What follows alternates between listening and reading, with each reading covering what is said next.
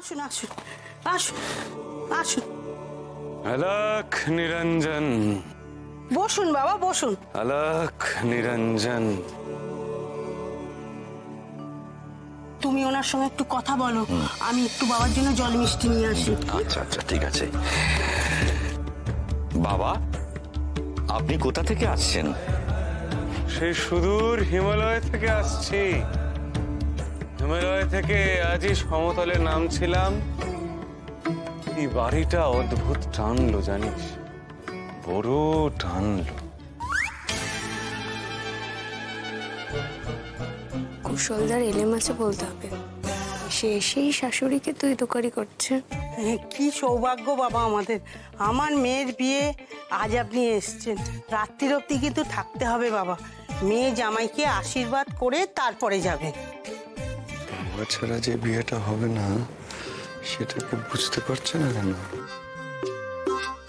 আরে আমার কি আর একটা মেয়ে জামাই রে, কোটি কোটি মেয়ে জামাইকে আশীর্বাদ করতে হবে।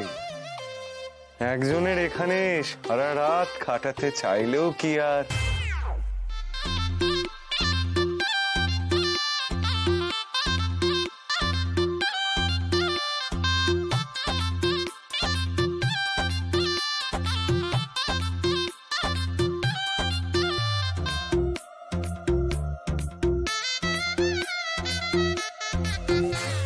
কাকিমা, বাবা বোধহয় মহাসিদ্ধ পুরুষ। দেখুন কেমন ভাবের ঘরে চলে গেছে। সত্যি তো তাই। বাবা বাবা বাবা কিছু বলছিলেন? বাবা ওই তো বাবা বলছে, আসলে মুখ্য লাভের পথে এসেছে তো, তাই মাঝে মাঝে মুখ্য টানে আমার। কি যেন বলছিলাম? ওই যে আপনি চলে যাবেন।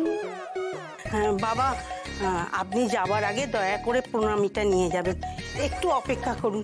আসলে আমরা তো এখানে থাকি না, মেয়ের বিয়ে দেওয়ার জন্যই। জামশেদপুর থেকে এসে কলকাতার কোন ছেলের গলায় মেয়েকে ঝুলি দিয়ে কেটে পড়বেন, এটাই প্ল্যান।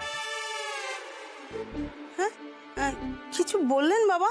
হ্যাঁ, গলাটা কেমন? আমার কি মনে হয় বলুন তো, বাবা এক এক সময় এক একটা চরিত্র হয়ে ওঠে। ওটাই ওনার ট্যালেন্ট, উনি তো ত্রিকালদর্শী। তাই না বাবা? জামশেদপুরের বাড়ির কথাটা জানলো কিভাবে? তুই আমার সাধনাকে হেয় করছিস রে মা। হিমালয়ের পাদদেশে 20 বছর আমি কঠোরতম তপস্যা করেছি।